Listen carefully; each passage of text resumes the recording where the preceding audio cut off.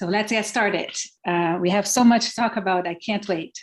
So welcome, everyone. My name is Adriana Machado. I'm the founder of Briyah, a benefit corporation that is based in the United States, but has a global outreach. We aim to bridge the gap between innovation, practice, and purpose to inspire leaders to transform organizations and create what we call an impact economy. So what do I mean by that? That which pursues financial returns, but also does good for people and planet. It is possible, you guys. Briyah is just a very small example of that. And in this webinar, the 5th of Briyah, the 7th of the series called the Era of Leadership, it is so important for us to embrace our own leadership journeys and think in terms of, consciousness, awareness, how we can stop degenerating and start regenerating. So this is, I think, the moment we're in, a moment of a lot of questions of how to do things or how to engage. And we have the United Nations 76th session going on in New York at this moment. So many events taking place all over the globe to advance the 17 SDGs, the Sustainable Development Goals, also known as the 2030 Agenda. So this is an agenda that started a long time ago, 2015, it was launched as it is. And we are now in the final lap, trying to get all the goals accomplished. And after the pandemic, we also have seen a surge of ESG. So this movement of ESG that is also known for environment, social governance. And the point here is, in the past, we had different names to call everything that is now considered ESG. We would look at from the risk perspective, compliance, CSR perspective, and now more and more investors are requiring those kinds of metrics from the companies. And citizens are also requiring some kinds of postures towards cause from the companies. So that's what we're going to be discussing today. So what does ESG have to do with SDGs and vice versa? Well, how can we bridge SDGs and ESG and advance real impact? All right, so for that conversation to happen, I am honored to be joined today by a group of amazing speakers and friends. So Gisela Abbam, the Senior Director of Government Affairs for EMEAI in PerkinElmer, Inc. Sterling Laylock, so Sustainable Development Director at Integrating Green Technologies, and Paola de Angelis, Sustainability and ESG Consultant at Briyah, but also UNGA Miami board member. So thank you so much for being with us today, the three of you. Welcome. Thank you. Thank you for having us. Thank you. All right. So let me start by showing you one poll here to take the temperature of the room and see how our audience is in terms of their knowledge about ESGs and see how they go. So let's take a look at the questions in front of you and answer. So I understand what SDGs and ESGs are, and I have some good practice to share. So if you agree with that, please click on that. I understand the concept, and the organization I work for also has initiatives around them. Click on number 2. If the topics are familiar to me, but the organization I work for doesn't know how to implement them, click on number 3. And if you have no clue what the letters mean, please click on number 4. All right. So let's take a look. All right. So let's see the results here. We have most people here that is familiar, but not knowing how to implement them. That's awesome, because we're going to be talking about that. But we have some good experts here who have good practices to share. So I hope to hear from you in the Q&A part. And we'll be sharing here some more. This will be a recording you can share, so stay tuned. So thank you so much. And let's get started with the questions here. So we are seeing this movement coming. SDGs have been there for a while now. What has changed? Let me ask my speakers. Let me start by Sterling. Sterling, what has changed in the world? Well, one of the things that I think has changed is this global pandemic that we have has created an action point that people are realizing now we have to do something. And in that context, after we get past this pandemic, now people are seeing that there are a lot of things that we should and could have been working on that go right into the climate change issues that we are dealing with today. Yeah, and there's also this idea of the mezzanine you were describing to me the other day. Can you elaborate that a little bit, please? So in the mezzanine, what we're talking about really is the collaboration between private industry investment and governments. Because a lot of times governments will make law, they will make policy, and they won't necessarily do it in conjunction with private industry. And then private industry gets upset, but it's really not a fertile ground for investment and to be able to manage solving the actual problems that happen. So in the mezzanine, what we're saying is the government typically does the deep spend. And in many instances, they will work in conjunction with private industry in a public-private partnership. So on the public-facing end, we see large engineering firms, we see large company, but then when you start looking at what's known as the capital stack, how all of the investment money adds up, citizens are paying in because governments are making significant investment, private industry is making investment, and everyone is coming together. When they get it right, which it doesn't have to be perfect, but if they can get it to 75 to 80% right, we have some fantastic kinds of projects that are happening all around the world. Right now, it's about an 80-20 split between capital coming from public is about 80, capital coming from private is about 20. But the bright spot is that the capital coming from private, a lot of it is for renewable energy, is for solar, is for wind turbines, and the kinds of things that big business is really good at doing in terms of infrastructure.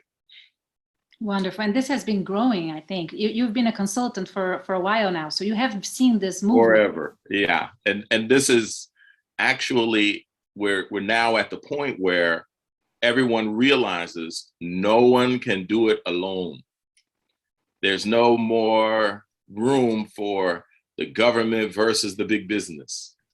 If we work in conjunction and then do it in the context, as is the focus a lot in Southeast Asia, paying very close attention to the small and medium-sized enterprises, because they invariably, they employ the most people, really. We see big companies, but the smaller companies, and then the big companies can't exist without a business equity ecosystem that is really functional and efficient and try to get to some fairness with the small and medium-sized enterprises. So then you have a diversification among all of the activities, all of the investments, and it doesn't work, of course, perfectly every time.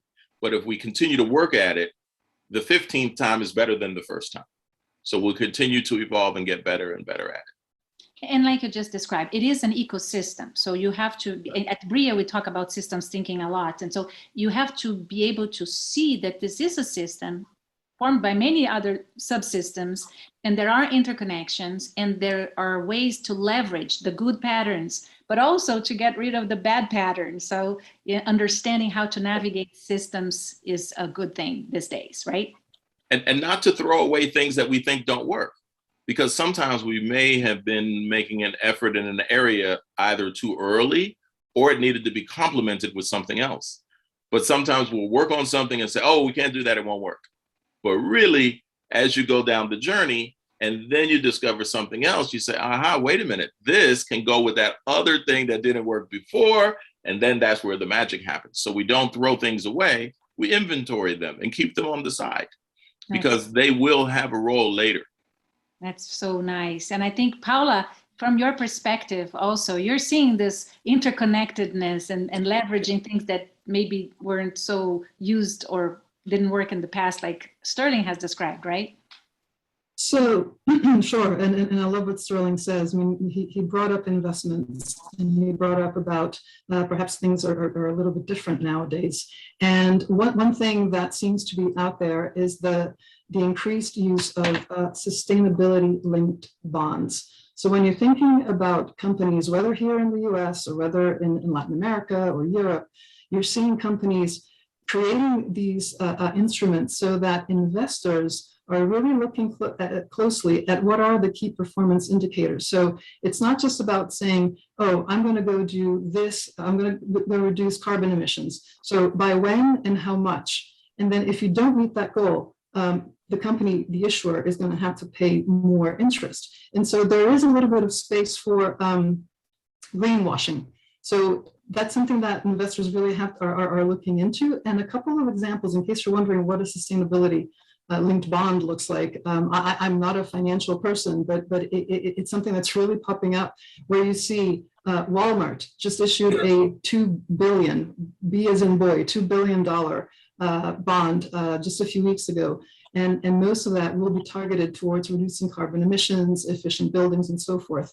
But these bonds are not just necessarily linked to environmental causes, but there is a pharmaceutical company, Eli Lilly, who also has issued a sustainable linked bond for, I think, around 600 million euros. And theirs actually has social impact. So you're looking at how do you increase diversity in your workforce? How do you work with communities? So when you start bringing all these things together, it's not just about environment, it's not just about social, these are linked, and there's a governance that goes along with this to ensure that what you say you're going to do, you're actually going to do, and you will pay penalties if you don't do what you say you're going to do. So what you're just describing is how ESG is helping connect the dots of the SDGs that were, at least in the beginning, seen as separate boxes that people could tackle, right? So integrating them more, especially the G, the governance aspect, right, Paola? And one other quick thing to add is there are a couple of sustainability linked bonds that have actually spelled out their sustainability, their KPIs or their key performance indicators related to specific SDGs. So you will see SDG number 5 or 6 or 13, climate change or water. You do see some of that happening. So the SDGs that we've been talking about for so long, there's action happening. Although, as Sterling says, COVID came along, and so things are delayed. But there is action in this field happening. Yeah, and this integration is so good. That reminds me of something I lived with Gisela. Gisela, you will remember in 2014 when we were both in GE. So before the SDGs were launched, we organized a meeting of the private sector, and we had to invite the government officials who were attending the UN meeting to come, but we couldn't go there because the businesses were not invited. They had to come to us to explain what was going on over there in the closed room, remember? And now, thank God, this has changed. So please, what has changed from the perspective of government affairs, from your perspective, Gisela, since then? Yes, I think COVID-19 has actually changed the paradigm. People now realize that health is valuable. For quite a number of years, WHO and some governments, the ministries of health, have been pushing for health in all government policies. So a whole of society approach to health, but it wasn't a priority. But COVID has shown that actually there's a lot of interrelation between all the SDGs. Now we have 9 years left to deliver on the SDGs. So obviously a lot of countries and organizations are looking at what we can do. And what is important for government level and the public sector, the SDGs help them to prioritize each sector. They needed the SDGs to help them to take note of what are the key issues and challenges in health, in water, in food, in energy. And so it brings it all together quite nicely.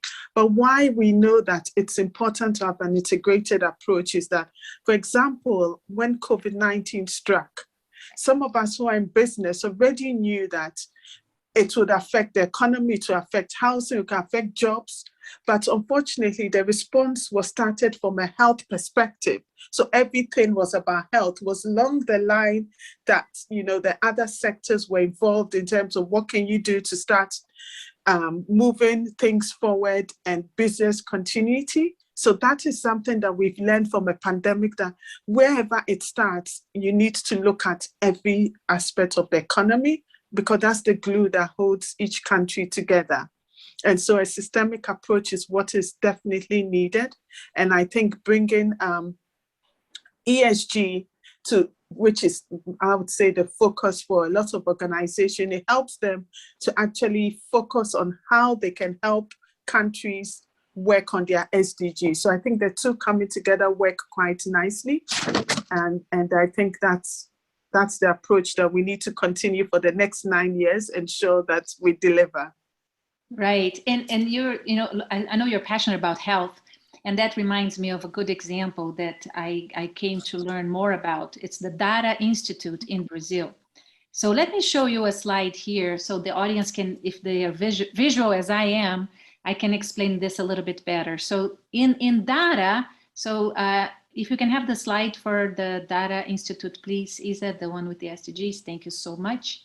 So in data, this is an NGO that was founded by a doctor. So it started with health.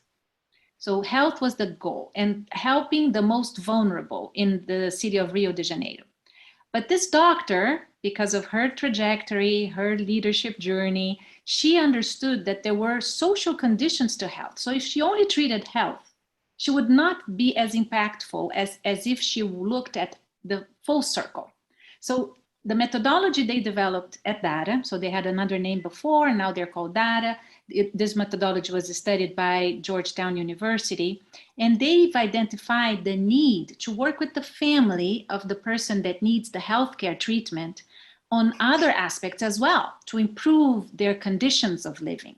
So they work on specific plans to improve engagement in school for the kids, or to improve something in their housing. So if you have some problems that are respiratory, you go back home to a house that has leaks, the kid is not going to get any better. So they have architects or people who help them fix certain issues in the homes.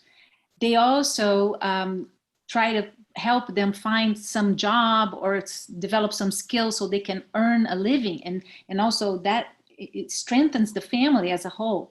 And they also make sure that they have the communication going in terms of their rights and what they could also get in terms of benefits from the community or the government. So they go full circle because they understand that the poverty issue is not only fragmented. You can't just treat each aspect fragmentedly. So they have come up with this methodology that is now being, I think, employed in more than 4 continents, in the 4 continents. So let's take a look at the next slide, because the results that the Georgetown University found were amazing. So look, by doing this integrated approach, they were able to reduce the average days of people being hospitalized tremendously. Look at the right corner there. They also were able to improve the income generation of the families that were part of the plan. And there was an evolution in the well-being of the family. So results oriented, an NGO in Brazil that created this methodologies all over the place. And it's a very good example of how you can work on the different SDGs, combining them and having a management system, a good governance that will allow you to have good results. So with that, so let's remove that slide again, and let me ask this participants. Oh, let's stay with the next one, because I think Gisela also has a slide to share. So Gisela, how about you? What is your case? So before you go, just let me tell the audience, we've divided our speakers also in terms of geographies. So Gisela has been working with EMEA now, Sterling Asia, and Paola the Americas. So let's see what Gisela can share with us in terms of the approach. Is there a right approach or a better approach to have real impact, Gisela? Yeah, I think the approach that is important is the fact that you work across the areas. The challenge that we have is that we need each government to probably be monitoring what is done at country level and seeing where the gaps are in terms of each SDGs. But as a PerkinElmer, as a global multinational company, we cover quite a number of areas. So we cover health, we cover water, we cover food, we cover the environment. And we know that all these are interrelated because we know that, for example, Goal 1, poverty affects health. Hunger, Goal 2, which is hunger affects health. Goal 6, lack of clean water and sanitation can affect health. So what can we do to ensure the health of the nation and their populations across the world, whilst ensuring that we meet the other SDGs. So some of the things that we've done over the years, and we have impact measurement, I just want to read off some of them.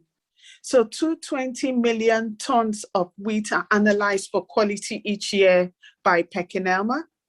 And then what we also do in terms of water, we test on average 289 billion gallons of water annually to provide safe drinking water for over 1 billion people. And this goes on to help reduce 8 million metric tons of plastic waste from the oceans. So with one measurement, we're also looking at other things. So I say, what can we do for these areas? How can we make what we do more sustainable? How can it help the environment? So they are all sort of intertwined. And then when COVID struck, for example, from scratch, our scientists came together and said, because of our expertise, let's develop COVID tests. And we have the laboratory settings where we have the infrastructure to help to obviously look at the samples, the tests come in and analyze and see who is positive and negative. So that's what we did. And our testing solutions have supported over 120 million people globally in the last year. And so just looking at that in terms of the response and what we did, because of our expertise in wastewater and water solutions, we're able to design a test that could test to see if there's virus in wastewater. So where there are areas where there are concentration of a lot of people or wastewater sitting, then we could say, you have a problem here because we can detect the virus in that water. So I think the approach is utilizing all the different aspects, bringing it together, working with the different stakeholders at country level and globally, I think is one of the approaches. And collaboration definitely is key. And this is a business, it's a for-profit entity, right? So this is not only like I described the case of an NGO, but this is business, and it's possible to connect. And what we say at Briyah, we zoom out, we find opportunities to also make money out of doing good, correct? Yes. Thank you so much, Gisela. So let's take the slide out and let's go to Asia. Sterling, what is your case to share with our beautiful audience? You're on mute, Sterling.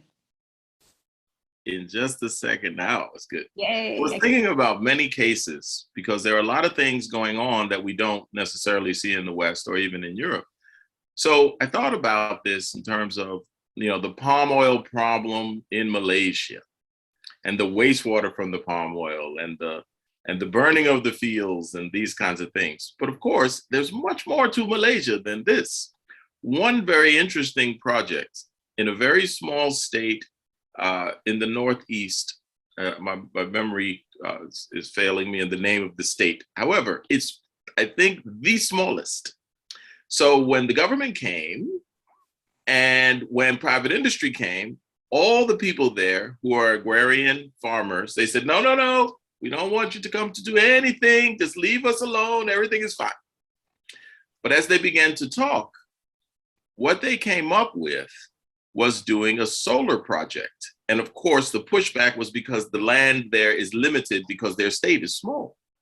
So the utility looked at everyone's property. And of course, the houses are not built up to any code or anything like that. So they built carports at everyone's house. And then they were designed to support the solar. So now the renewable energy works this way. The solar is first used by the owner of the property for their power that they need. And the other half, they sell to the utility. Now, of course, this kind of thing in many countries is normal, but this is like groundbreaking, especially in a rural area. And it was not something that the government thought would work. So the actual UN Sustainable Development Network is at Sunway University in Kuala Lumpur, where the Jeffrey Sachs Center on Sustainable Development is. So this is where they started to work on this. So I think for 11 years, the deal stays the same. So you get power and income because the solar is co-located on your property. And then at the 11th year, the power goes to the utility where you don't get payment, but you continue to get power for no cost at your house. So it's a win-win for the utility, a win-win for the property owner, and it's something that the government can help do that deep spend. Then the utility comes at the mezzanine and they see that they can scale this and they can replicate it in a number of other areas. So even if you rebuild your house, that port is still there and it's still modern and it's still connected to a 21st century power grid. So it's a fantastic project that I think can be done in many parts of the world. That's so nice to hear. I remember a conversation I once had with the Rocky Mountain Institute in the beginning of this SDGs, and they were creating these groundbreaking projects because there were none. So good to see that they are spreading. So opportunity. Yes. Thank you, Sterling. Paola, how about you? What is your case that you want to share with our audience? So I'm, in the interest of full disclosure, I do not work for Owens Corning. Owens Corning is a US company located in Ohio in the United States. And they're one of the largest producers of building products, such as fiberglass, roof materials, and whatnot. So think about heavy in construction. It might help your house or your apartment get cooler or warmer, depending on where you live. Now, what they have done, and which I have found extremely positive and really speaking to what Adriana and Sterling and Gisela have talked about, how everything is integrated and there are not silos where things work independently of each other. Their board, their governance is ruled by sustainability, in which when you look at their goals and objectives and their intents, they want to increase the impact that their products are having, while at the same time reducing the negative impact that the products might have on the environment. So when they look at something, if there's a problem to solve, an issue to solve, it's not just about solving that particular issue. They want to look at everything and how is that going to affect the environment? How is that going to affect the community? How does it all come together so that you're not just so focused on the task at hand, and have that bigger look as to what it is that how things are going to affect depending on what it is that you're doing. So bringing it from a small or significant perhaps problem that you're dealing with, but taking that step back that you talked about, zooming out, Adriana, and seeing how all of that comes together. How does it impact the company in all aspects? So Gisela mentioned stakeholders before, and I wanted to also bring that in quickly. Stakeholders meaning not just your shareholders. Your shareholders are one of your stakeholders, but you're also talking about your suppliers. You're talking about your clients. You're talking about your supply chain. You're talking about anything and everything that is involved with that organization. And so what they have done is they have gone and looked at what is most material, what is most important to their stakeholders. So not just what is most important to the company, but what is most important to the stakeholders. And in looking at these stakeholders, they have come up with 8 of the Sustainable Development Goals. Adriana put up the slide before about data, and I think she had around 7 SDGs on there. And so their material issues revolve around 8 of the SDGs. Having said that, they're also working with other SDGs that perhaps are not so important or so direct. So we're looking at how do we improve or make it for a safe work environment? How do they include more diversity in their workforce? How are they going to cut emissions? How will they bring all of that together and connecting it all? How are they going to cut in half the amount of their carbon emissions? They have, speaking of solar, they have gone into renewable energy. They're producing it themselves. And so when you think about renewable energy, you think about less pollution. Think about less pollution, you think about better health. You think about better health, that creates such a positive and a synergy, if you will. So it's not just about picking an SDG, but also seeing how SDGs relate to each other and how everything is affected depending on how you go about something. It's really about every action has a consequence. So think wisely about how you're going to do it and what you're going to be doing. So looking for the interconnections, just like we do when we practice systems thinking with our leaders at the Briyah Institute. You can start with one SDG, the other, get to 8 or even the 17, but how do you connect the actions? To look for the interconnections, to look for ways to overlap and get more strength in the nodes. Yes, because living systems tend to be networked. We are living systems, and our companies, our organizations formed of people are also living systems. So beautiful, Paola. Thank you so much. So that reminds me of a question that I like to ask usually in the beginning, and I didn't. Why embrace this integrated, the systemic approach of SDGs and ESGs now? Let me start with Gisela. Please, Gisela, what's your take on that? I think it's important to embrace it because it enables organizations to actually live their mission and their purpose. And it's so important because employees are the most valuable asset to any organization. And employees, there's enough evidence to show that employees love to work for an organization that actually makes a difference in the world, that has a sense of purpose, that is contributive to solving something in society. And they're proud to say, like we're working PerkinElmer, we talk every day about the fact that our technologies help us to save the lives of 70 babies every day. And you hear people say to such pride and joy that they are either an engineer or even if they're frontline worker, that they are part of this organization that makes the difference. So having the ESG and SDGs joined together pushes companies to have that kind of focus. The ESG is really good. It has the social and then has the environmental aspect as well, and then governance in terms of what kind of structure you should have. And the SDGs working with the public sector, if it's an organization that works with the public sector governments, you can help them through what you're doing in ESG to drive certain innovations. So a lot of governments seek information from organizations saying, okay, we need to do better with SDG 3, which is health. What kind of innovations, what kind of technologies, what kind of medicines do you have that can actually help us to do better? And so that gives the company that purpose, and it gives the government that collaboration working with the private sector. So I think it's beautiful in terms of these two frameworks coming together, helps a company internally and helps them externally as well. Yeah, it's all about the competitiveness of the company, as we used to say back then too, right? Yeah. Yes, indeed. Thank you, Gisela. Okay, Paola, how about you? Why embrace it? So when you look at an organization or a company, there usually are consumers and clients involved. And most recently, I think consumer activism has really taken flight. It's not just about, oh, you don't like this product, I'll give you a refund.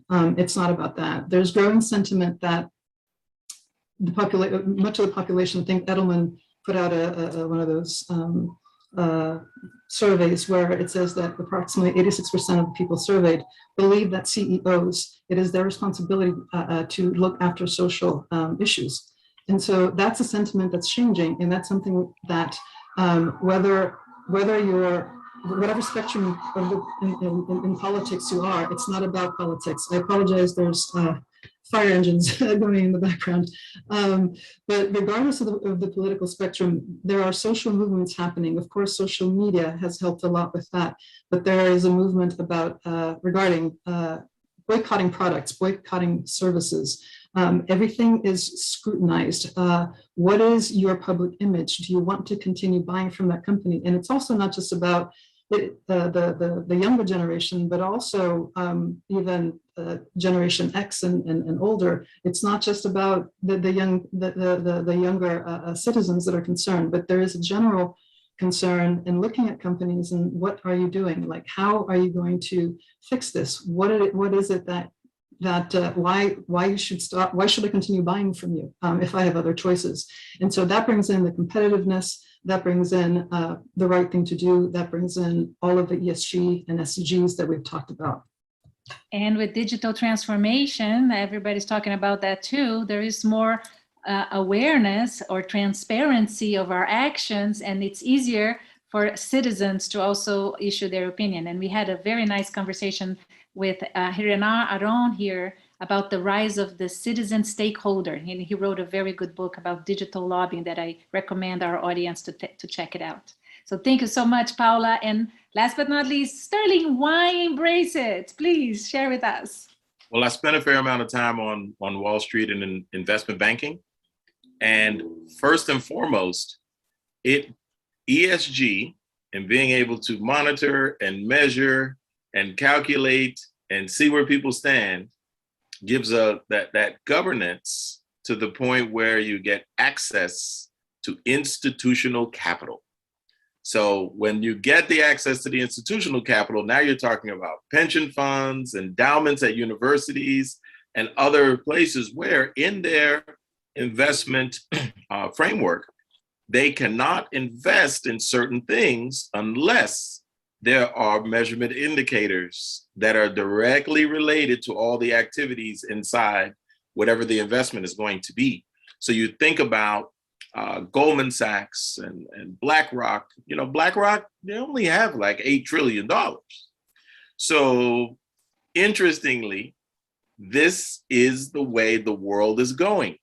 And once the large institutional investors around the world start to see the way the world is going, they're looking for opportunities to invest. They're looking for opportunities to grow capital. So now this has given birth to the entire segment known now as sustainable finance. And before you had ESG, they stood on the sidelines because investing in certain projects without the proper recorded metrics and measurement would be prohibited. And then they would have all kinds of legal problems and other different things. So now that ushers in access to a lot more capital and a lot more. We're going to see, as we have green bonds, we're going to see other financial products that reward you when you are positively impacting ESG and implementing SDGs, and then penalize you when you're not. So things are going to actually cost more to do things in underperforming ways as it relates to ESG. So this is a major breakthrough. Yeah, the metrics, it's all about measuring it, right? And if we can now combine it with the financial metrics that were more traditionally shared with the community of investors and with the society in general, it is easier. And that's also a reason why at Briyah we are supporting a startup that is developing a way to integrate that to the books, to the accounting, deep ESG. Check it out, you guys. This is a very cool startup from Brazil doing that. I just want to add one little thing. Remember in the beginning of cell phones, when all the cell phone companies had different power connectors, right? So this is a little bit of a problem with ESG now, which dovetails to what you're saying. How do you integrate?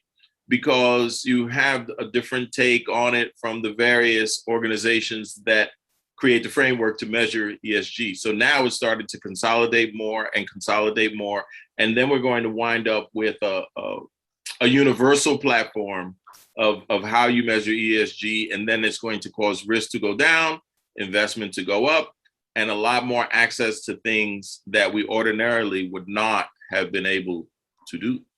So measure and connect the project so you leverage the synergies of the projects in a systemic way. I love it.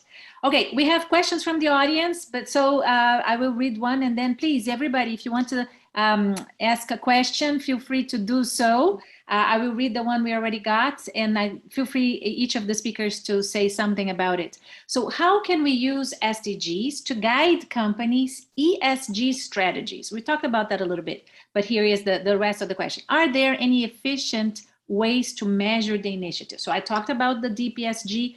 Sterling was talking about how this is becoming more harmonized, but any other insights for our the person who asked the question? Didn't say the name, so I can't say who it is, but okay.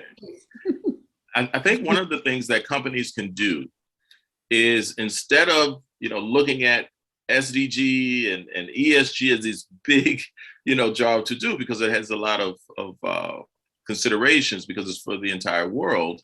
What they probably can do is maybe identify 2 or 3 pressing problems that need to be solved in their companies, and typically problems that might be internal and external.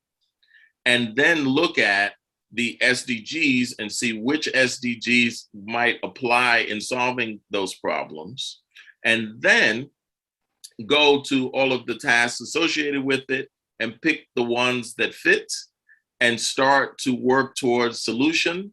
And as they work towards solution, think about organizing in terms of what's the environmental impact, what's the social impact, and what do we need to have in terms of governance? Because a lot of companies think they're doing ESG, they think they're doing SDG, but they really just have statement and not programmatic foundation underneath. And you can do that in the context of the profitability of the company and the interests of the company, because the sustainable development goals, I mean, if you really break it down to the simple fact, it's cultural, social, environmental, and economic.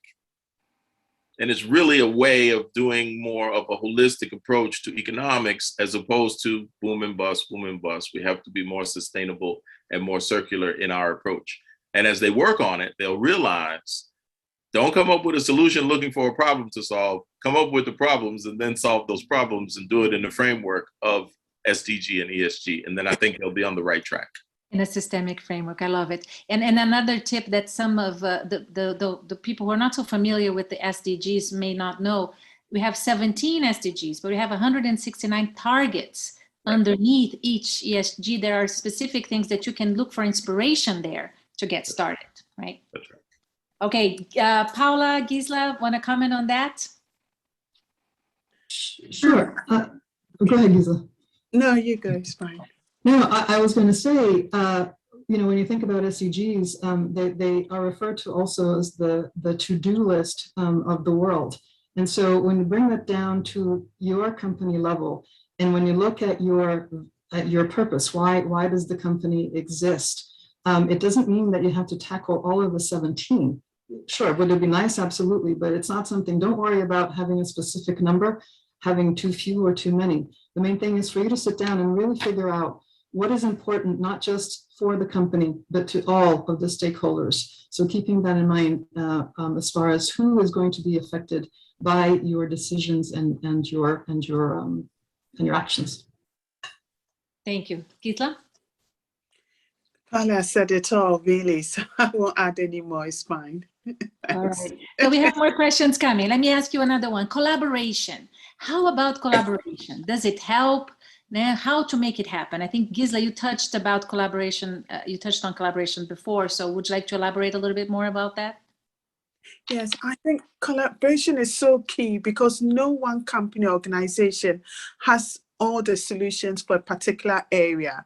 So I think it's really important that across the spectrum of what you're dealing with, whether it's climate change, whether it's water solutions, whether it's food or health, it's important that you come together. So for example, and I always use maternal, newborn and child health because it's an area that I'm passionate about.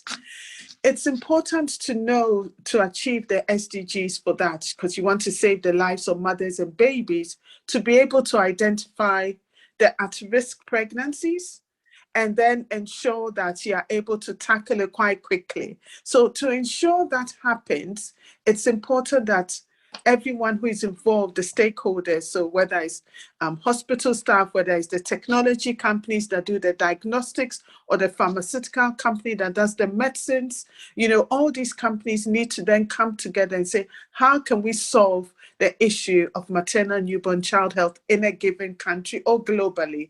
And what do we need to do to shift the paradigm? How do we work together? How do we test? How do we innovate? How do we identify? How do we support the patients? And I think bringing that together, which is what a lot of organizations have done, really helps to start shifting and making a difference and saving lives and achieving the SDGs as well. So I think it's really key, not working on your own, but trying to reach out to different organizations who can complement what you're doing and then come up with a solution. So beautiful. So you talked about she talked about the way you integrate inside the company, and now she's giving an example that integrates across the whole economy, because you have different agents or systems involved. So the governments, the NGOs, the companies, the private sectors, the multilateral agencies, everybody geared towards a common goal or actions that go in the same direction to complement each other. Beautiful. That's right. Thank you.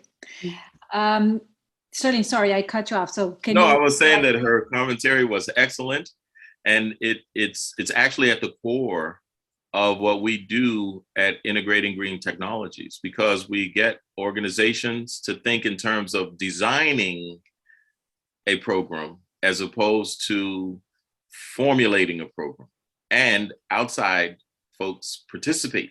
So we use the design thinking framework of the D School at Stanford, and this way you're managing. You're inside a company. There's a business that has to be managed. There are things that have to get done. So the innovation typically is acquired from outside.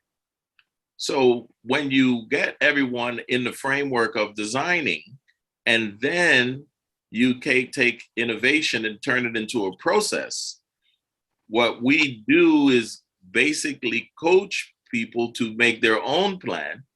But in order to collaborate with others, as long as it's not their competitors or people they don't like, people with their common interests, they invite from the outside. And then together they realize, oh, we can change this thing because we didn't realize it makes a problem for this person downstream. Because people will typically have a problem and then they'll have a complaint about that problem, but they won't tell anyone. So when you get everyone in a design thinking framework, and they have to take their possible solutions to the identified problems and give them as a gift with empathy, it changes everything. And people actually have fun doing it. They don't want to do it in the beginning because there's no titles, there's no seniority, there's no bosses, there's none of that. But some of the greatest breakthrough projects, products, and services in this world have come from the design thinking framework, and it's relatively easy to do. You don't have to call IDEO the preeminent design firm in the world to help you. It's so easy. They provide all the instruction and framework and protocols and things you need in public domain and for free for you to do it.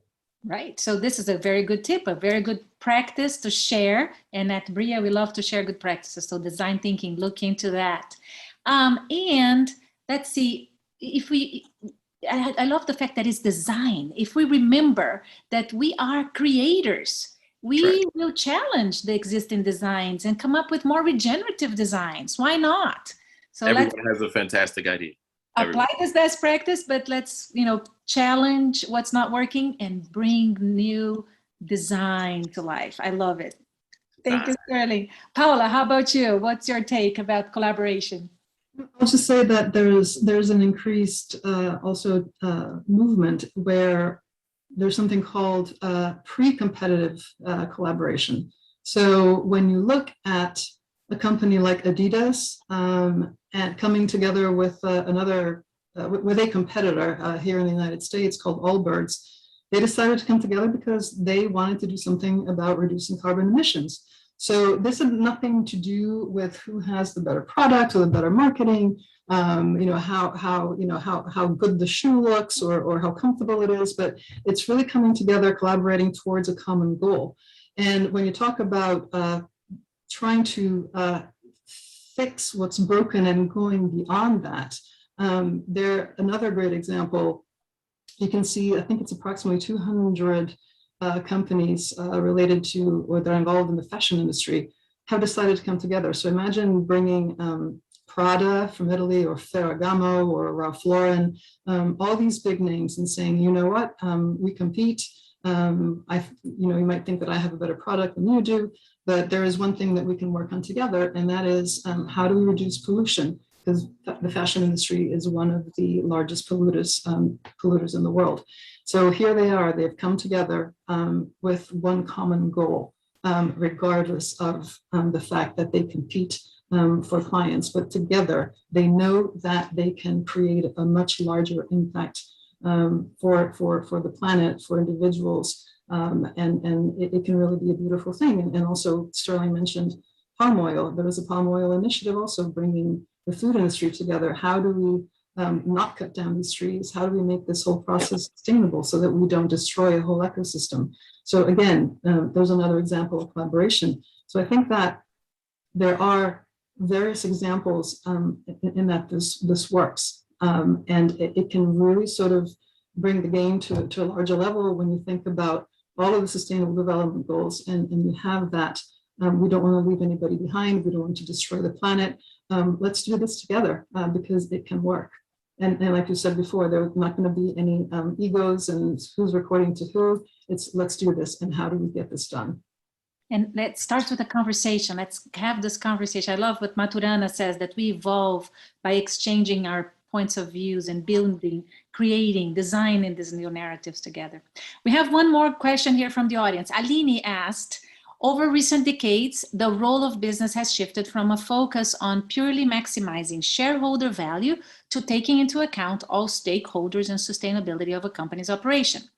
Do you think that ESG is connected with the stakeholders' capitalism, and how? Who wants to take that? Go ahead, Sterling. It absolutely is. And that's an excellent question, because I was hoping that we'd have a chance to share this one shift. So if, for example, you are a company and you want to go public, and you decide, I'm going to go public on the Hong Kong Stock Exchange. Well, guess what?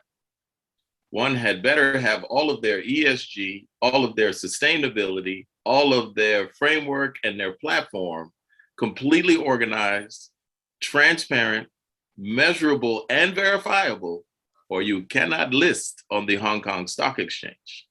So as a right to entry, you also have in the United States, lots of debates going on back in the political rooms where ESG reporting is going to graduate to SEC, may possibly graduate to the Securities and Exchange Commission.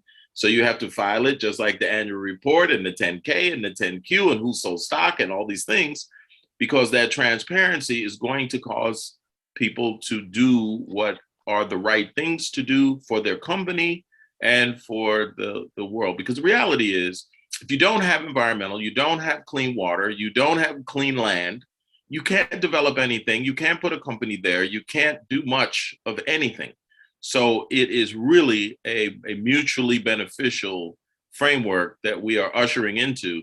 And there are companies that are forward thinking and on the front edge of things. There are companies that are sort of in the middle and waiting to see what happens. And then there are, of course, we know the laggards who only get a push button telephone because they don't sell rotary dial telephones anymore. So to push to 2030 and then 2040 and beyond, we are going to have these kinds of what we call trigger mechanisms in order to motivate companies that maybe need a little bit of a kick to get themselves together, because it can't really be optional. We have to do these things. Yeah, one framework that I like very much is the one from the B Corp organization. Briyah is a B Corp, so I've been going through that to get certified. But I think it works for every company who wants to see how they're doing. So they have an assessment. You can go online, you can check it out, and you can see how your company is doing. And then talk to Briyah to see how you can design your roadmap to get more integrated in terms of ESG. So it's almost the end. We need to come to a closing. I hate to say that. I wanted to thank first the questions that we received. So thanks to our audience. And I would like to ask our speakers to share a final message, each one of you, with our audience. So if you want to go back to any of the questions we didn't answer, please do so. And in closing, so let me ask Paola, what is your message to our audience? The message is pretty straightforward, and it's not even perhaps at a full organizational level, but since we all belong to organizations, I'd say that you should think about what you want to do, because you have a lot of power, and what you do can really make a big difference. And so what is the difference that you want to make within your organization? Beautiful. Thank you.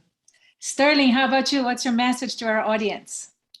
The message to the audience is, don't sit back and rely on a company or an industry or a government to solve this. If you see something that you think you can do, and you can organize a few people together in a common good, engage a company, or engage especially your local government or your state government, because a lot of times as they're making the rules, they really need people to actually carry them out, because that's not the part that they do. They create the framework and the governance in order for it to happen. And they won't know that the public is interested in a particular issue unless we get together and actually tell them.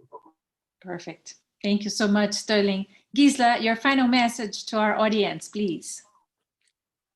Whether you're an organization or an individual, or you work for a charity, you should try and find at least one or two areas that you feel that you can make an impact, to make a difference, whether it's in a small community, whether it's national, regional, or global.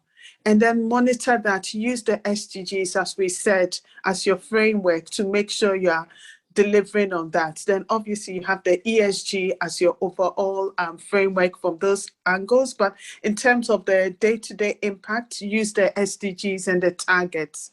And then you realize that in your own small way or big way, depending on whether you're working for a multinational company, you start to make a difference. But choose at least one organization that you can collaborate with. So two heads, as they say, better than one. You come together and you can start monitoring the impact. So it's either small to big, whichever way, it'll still help to actually accelerate the SDGs.